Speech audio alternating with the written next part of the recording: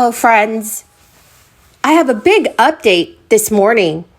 Layoffs are now rising in the United States as our economy slows down. The Federal Reserve recently released a shocking announcement in regards to inflation and the latest cost of living adjustment. Some Social Security recipients may receive a larger monthly benefit increase than others. New details have been released on the upcoming changes to Social Security. Friends, please make sure you watch until the end of this video for all of the details. Also, to say thank you for watching every day, I'm giving away 4 $75 Walmart gift cards every week. Please make sure you click and like several of my videos and then comment below the keyword of each video that you watch. The more videos that you comment on, the greater your chances of winning the giveaways. Friends, to say thank you for watching, I'm giving away 4 $75 Walmart gift cards every week. Please make sure you enter the giveaways. All you have to do is click and like several of my videos and then comment below the keyword of each video that you watch. The more videos that you comment on using the keyword, the greater your chances of winning these giveaways. Also, friends, during the months of October, November, and December, I will be giving away surprise $200 gift cards. To those of you that have been in this community for several months now, please make sure that you do stay tuned for those videos. 2022 has been a very tough time to be a senior citizen in the United States. Inflation has negatively affected millions of seniors and retirees this year. Even with President Biden's Inflation Reduction Act's implementation, it will take some time to get inflation under control. For those retirees and disabled Americans who rely on a fixed Social Security payment and whose checks have not kept pace with inflation, an 8.7% COLA looks like it may be on the horizon for next year. It would also be the most significant increase since 1982. So friends, for example, if someone currently receives a Social Security payment of $1,700 per month, an 8.7% increase would boost their monthly check to $1,848. But many analysts say that the system to calculate the COLA increase should be improved. COLA is now calculated by comparing the average consumer price index for urban wage earners and clerical workers for the third quarter of the year, in which the last COLA became effective, to the average CPIW for the third quarter of the current year. Compared to the COLAs of around 2% that have been more usual, that represents an additional $114 a month that Social Security recipients will receive. Over the course of the year, that equates to $96.1 billion being injected into the economy. So in total, the COLA will pump $124 billion into the U.S. economy. So friends, what are your thoughts on this? If you are on Social Security, please let me know what you think about an 8.7% increase boost would do. Please leave your thoughts in the comments section below. Well now friends, more U.S. companies are cutting jobs and freezing hiring as the economy cools down. This is a sign that efforts by the Federal Reserve to tamp down inflation are hitting the labor market. Layoff announcements spiked in September. And according to CBS News, job cuts last month rose to nearly 30,000, which is an increase of 46% from August, while the number of companies announcing hiring plans last month fell to the lowest level in more than a decade. Government figures also point to a slowing job market.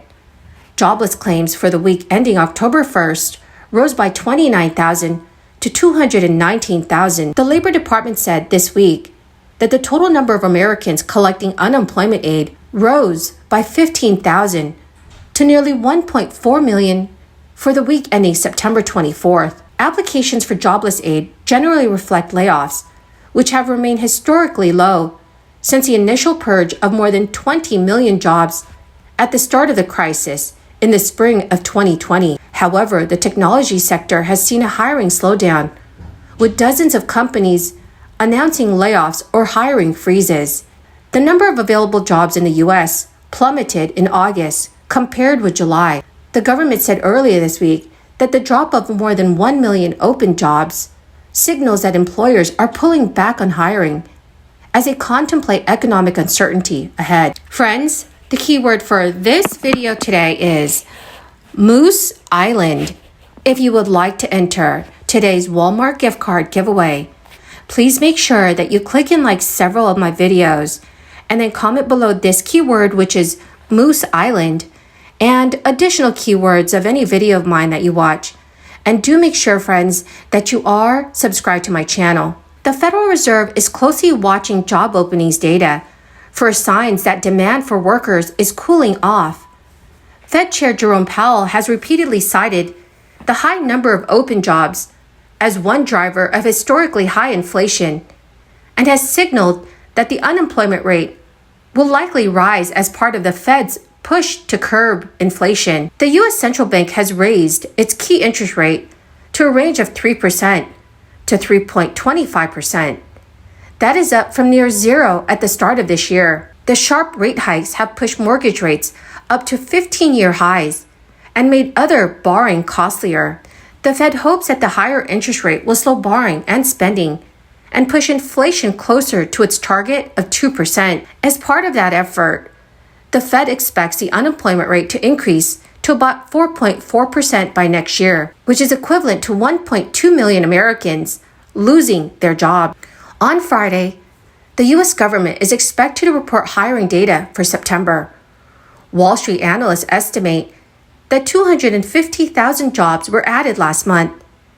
If the figures turn out substantially higher, it could spur the Fed to hike rates even faster. Last week, the government reported that the U.S. economy shrank for the second straight quarter, but so far that has done little to cool the job market. So friends, what are your thoughts on this? How do you think that our government is handling inflation? And let me know, do you think that they're doing a good job or not? Well, my great and amazing friends, that is the end of my daily stimulus update video. Thank you so very, very much for joining me here this morning. I greatly appreciate every single one of you who are watching my videos. Please stay tuned because in a video later today, I will be announcing a winner for the Walmart gift card giveaway. Thank you, my friends, and have a wonderful and blessed day. The automotive assembly line and the American middle class along with it. And today our workers are still putting the world on four wheels, and really amazing wheels right now. I got to show one of our nation's foremost car guys, President Biden, some of Michigan's latest and greatest creations during last week's Detroit Auto Show. He was so happy behind the wheel of Chevy's new Corvette that I was a little worried he was going to put on his aviators and drive right out of the exhibition center. Took a lot to get him out of that car. He was so into it. He was inspired, and we all were. Of course, the auto show is always inspiring, but this year was even more, and that's because our nation is in the middle of a manufacturing renaissance. And I don't say that lightly. We are in the middle of a manufacturing renaissance. Democrats in Congress, along with President Biden and Vice President Harris, are helping to revitalize American manufacturing with tiny House and Senate majorities and the car guy in the White House. Democrats have done more to advance manufacturing in America than at any point in the last 70 years. We're not just bringing back the jobs lost during the pandemic, we're going far beyond that. Already nearly 700,000 new manufacturing jobs have been created under the Biden administration. This represents the strongest manufacturing job growth since 1950s in our lifetime.